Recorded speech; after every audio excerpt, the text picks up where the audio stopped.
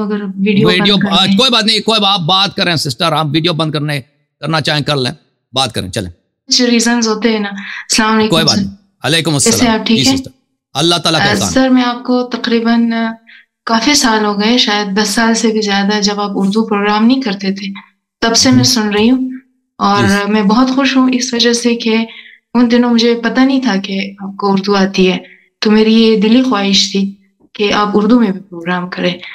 تو جب سے آپ نے اسٹارٹ کیا ہے نا، تو مطلب میری دل کی بہت بڑی خواہش پوری ہو گئی ہے. لیکن کچھ ایسے چھوٹے چھوٹے سوال ہیں، آپ سے یہ ریکویسٹ ہے کہ اکثر جو لوگ آتے ہیں تو ان میں زیادہ تر صرف فالتو بحث کرنے والے ہوتے ہیں، یا پھر کچھ 2-4 جملے کہہ کے چلے جاتے.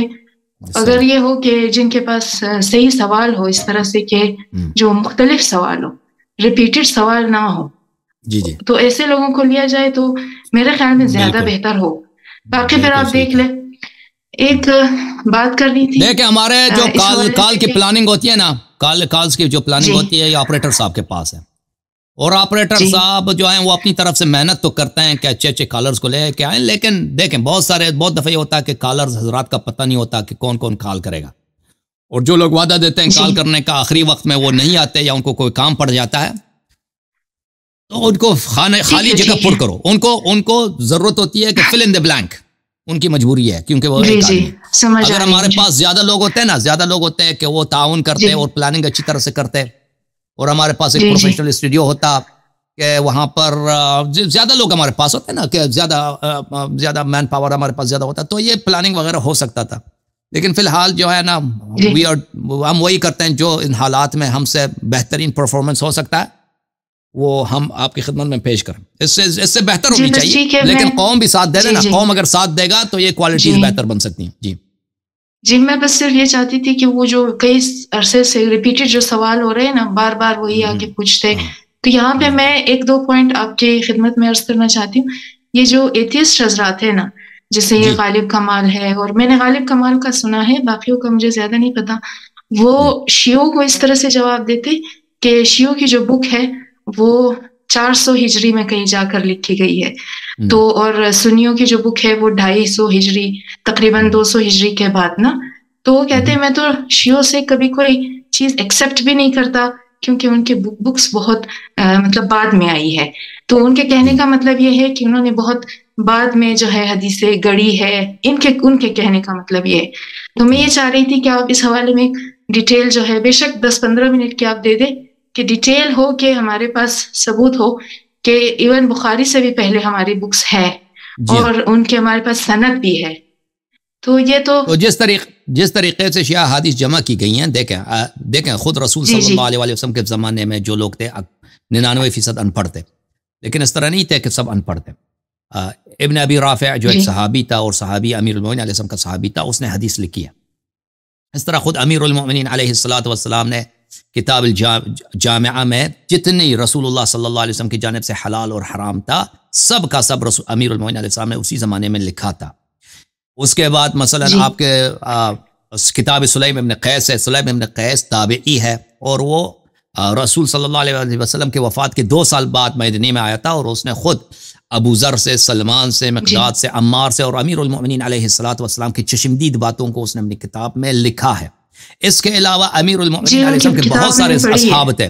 اصحاب تھے. اسبغ ابن نباتہ کا کتاب تھا، مختلف بہت ساری کتابیں تھیں اس کی. اور خود امیر المومنین علیہ السلام کے جو فرامین تھے، مثلا نماز کے متعلق یا عرس کے متعلق یا مختلف باتیں، وہ ان کے اصحاب لکھتے تھے. زمانہ جب چلتا گیا، بقیہ ائمہ علیہم السلام، ان کے اصحاب میں علماء بہت زیادہ تھے جو لکھتے تھے. امام جعفر صادق علیہ السلام کے 4000 صرف مصنفین تھے جو ان کی باتوں کو انہوں نے لکھا ہے، ان کی کتابیں. اور اگر آپ ہماری کتابوں میں جائیں نا، کتاب کشی میں یا کتاب فہرست شیخ طوسی میں، یہ سب فہارست ہیں، اسامی ہیں کتابوں کے، کہ ایک مصنف آتا ہے اس کے مثلا 100 کتابیں، دوسرا مصنف آتا ہے اس کی 50 کتابیں ہیں، 150 کتابیں. اچھا، جو ہمارے پاس جو حدیث کا نقل کا ذریعہ ہے وہ کتابوں کا، یعنی سنی باتیں نہیں ہیں، کتابیں لکھی گئیں اسی زمان میں. امام جعفر صادق علیہ السلام کے زمانے میں. کہ ہمارے جو سن لیں، ابھی آپ سن لیں، اب سن لیں. میری بات ختم. امام کاظم علیہ السلام کے زمانے میں، ان سے پہلے، ان کے بعد یہ کتابیں لکھی گئی. اس کے مقابلے میں جماعت مخالفین کے زمان ان کے بعد تو نہ نبی صلی اللہ علیہ وسلم، ان کا یہ ہے کہ نبی صلی اللہ علیہ وسلم نے فرمایا کہ حرام ہے، میری حدیث لکھنا ہی حرام ہے.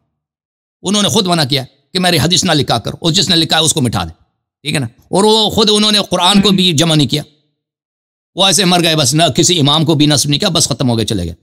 تو ان کے ہاں تو خود منع ہے حدیث لکھنا، ان کے حدیث میں ان کے پاس ایک حدیث ہے حدیث لکھنے کا، وہ کیا ہے؟ حدیث قرطاس. کہ نبی صلی اللہ علیہ وسلم نے کہا کہ اپنے مرنے کے وقت فرمایا کہ آ جاؤ، میں ایسی وصیت لکھا دیتا ہوں کہ تم کبھی میرے بعد گمراہ نہ ہو جاؤ. حدیث قرطاس کو اسی لیے لکھا ہے محدثین نے، گرچہ اس میں عمر کی بے عزتی ہے، اس لیے لکھا ہے کہ ان کے پاس حدیث لکھنے کی کوئی حدیث ہی نہیں ہے.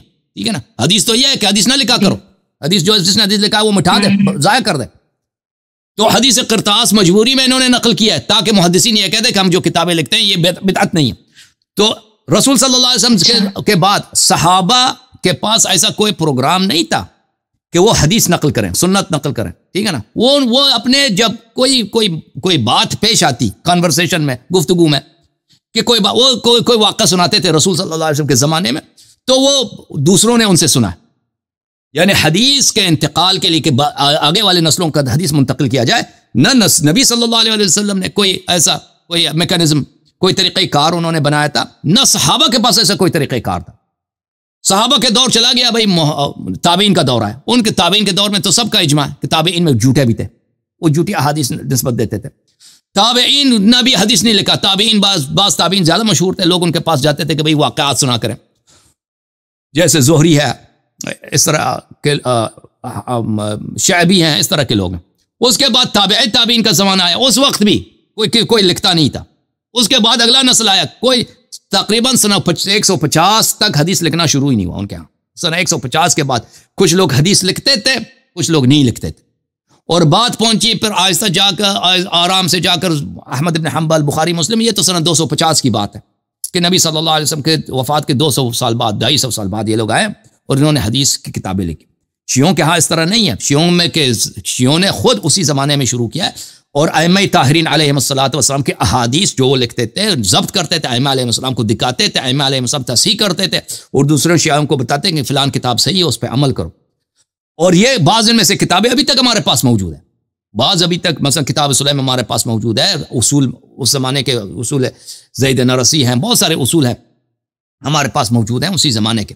کتاب مثلا احمد ابن محمد ابن خالد برقی، علی ابن ابراہیم قمی ہے. یہ یا تو خود اصحاب ائمہ علیہم السلام میں سے تھے، یا اصحاب ائمہ علیہم السلام کے ان سے ملے تھے، ان لوگوں ان کی کتابوں سے انہوں نے اخذ کیا.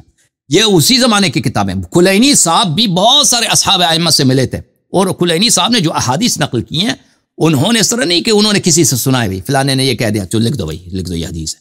انہوں نے سب انہی کتابوں سے جو اصحاب ائمہ علیہم السلام نے لکھے تھے، اور ائمہ علیہم السلام نے ان کی تائید کی تھی، توثیق کی تھی، ان سے انہوں نے کافی لکھی ہے. شیخ صدوق رحمۃ اللہ علیہ نے کتابوں سے کتاب لکھی ہے.